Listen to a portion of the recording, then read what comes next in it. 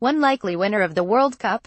Putin. The Conversation is an independent and non-profit source of news, analysis and commentary from academic experts. Peter Rutland, Wesleyan University. The Conversation. 500,000 soccer fans will head to Russia to watch their national teams compete in the FIFA World Cup. Billions more around the world will watch on television. Brazil and Germany are favorites to win the trophy.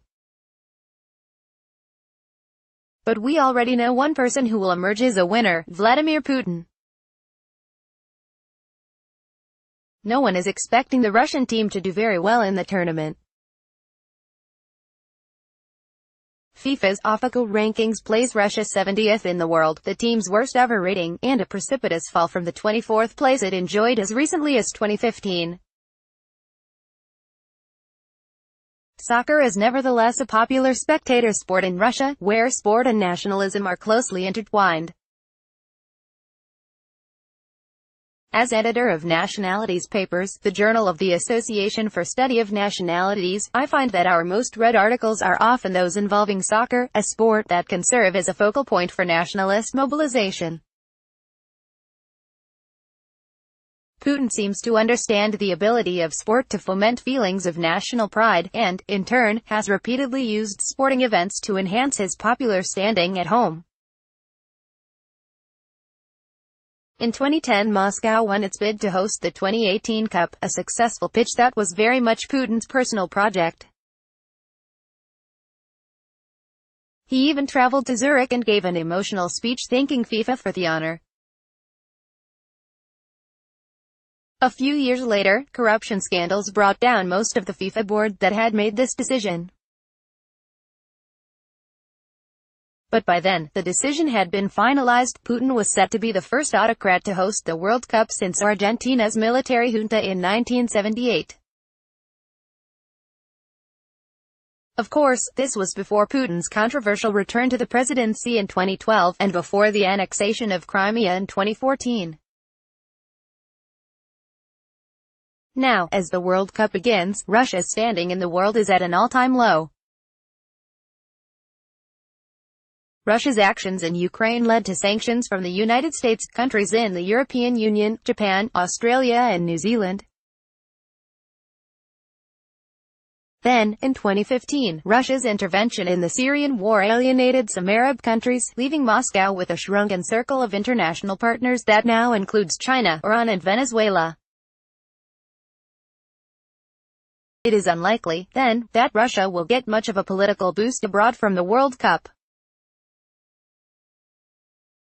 Though a British effort to organize a boycott in the wake of an alleged Russian poison attack on an exiled spy fell through, few international politicians will be attending the opening and closing ceremonies. But Putin really only has one audience in mind: his fellow Russians.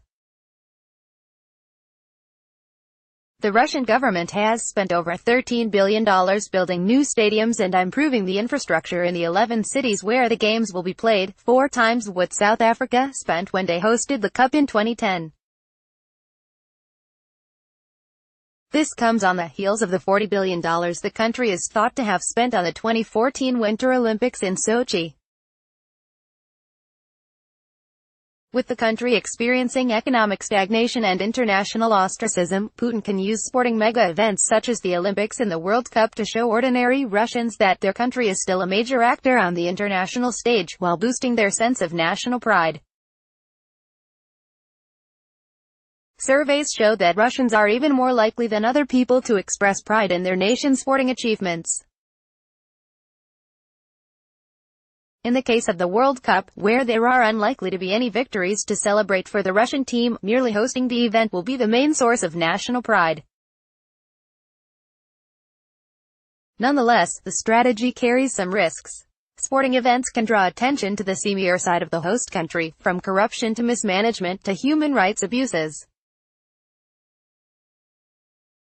Even though the Sochi Olympics were well organized and passed without any terrorist incidents, the international media coverage in the run-up to the Games highlighted Russia's harsh policy toward LGBT rights.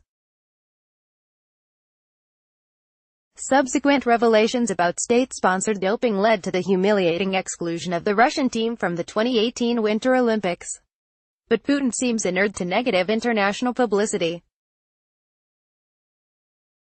The sports minister who allegedly oversaw the doping scheme, Vitaly Mutko, was recently promoted to deputy prime minister.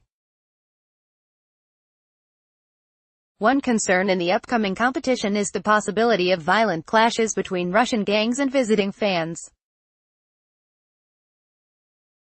Over the years, Russia has had a problem with aggressive nationalist soccer fans.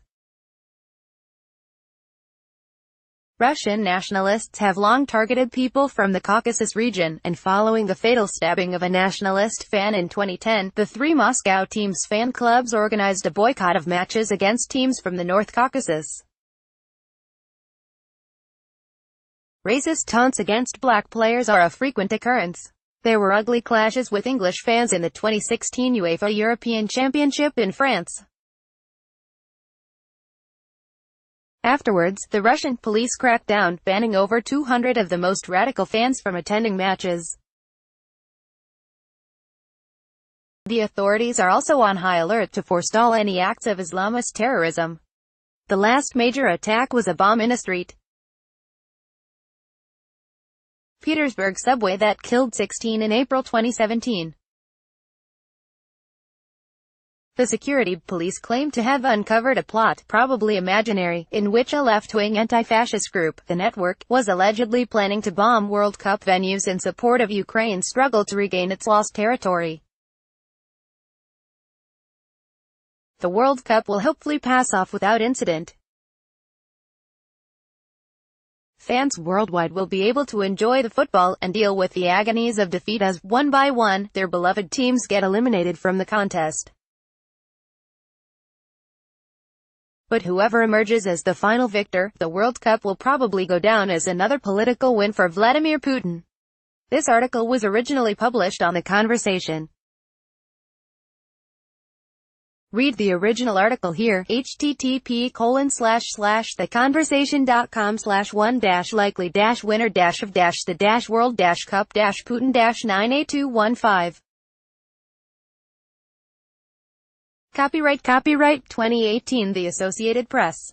All rights reserved. This material may not be published, broadcast, written or redistributed.